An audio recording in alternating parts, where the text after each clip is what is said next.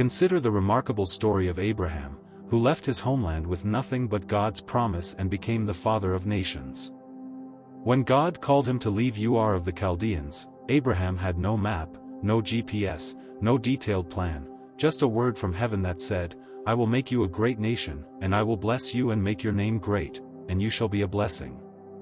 For 25 years, Abraham waited for the fulfillment of God's promise of a son, and when Isaac was finally born, Abraham was 100 years old. But God's faithfulness didn't stop there. He made Abraham exceedingly fruitful, the father of many nations, and blessed him in every way imaginable.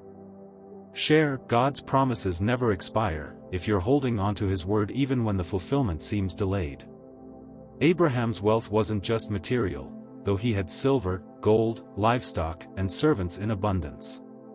His true riches were found in his relationship with God, who called him his friend.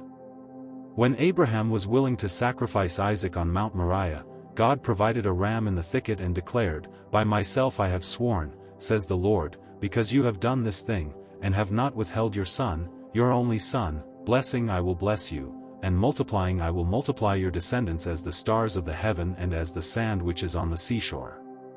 Abraham's obedience unlocked generational blessings that continue to this day. Comment: obedience unlocks abundance, if you're ready to trust God completely with your most precious possessions. Think about Solomon, who could have asked God for anything when the Lord appeared to him in a dream. Instead of requesting long life, riches, or the death of his enemies, Solomon asked for wisdom to govern God's people well. His humble request so pleased the Lord that God gave him not only unparalleled wisdom but also riches and honor beyond measure. Solomon's wealth was legendary. His throne was made of ivory and overlaid with pure gold, his drinking vessels were all gold, and the silver in Jerusalem was as common as stones. But more than his material abundance, Solomon possessed divine wisdom that attracted kings and queens from around the world to hear his counsel.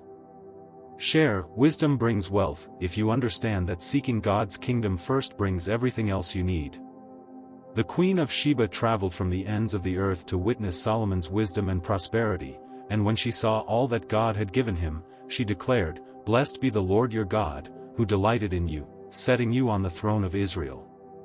Because the Lord has loved Israel forever, therefore he made you king, to do justice and righteousness." Solomon's abundance wasn't just for his own enjoyment, it was a testimony to God's goodness and a blessing to the nations. When we walk in God's abundance, we become conduits of His blessing to others.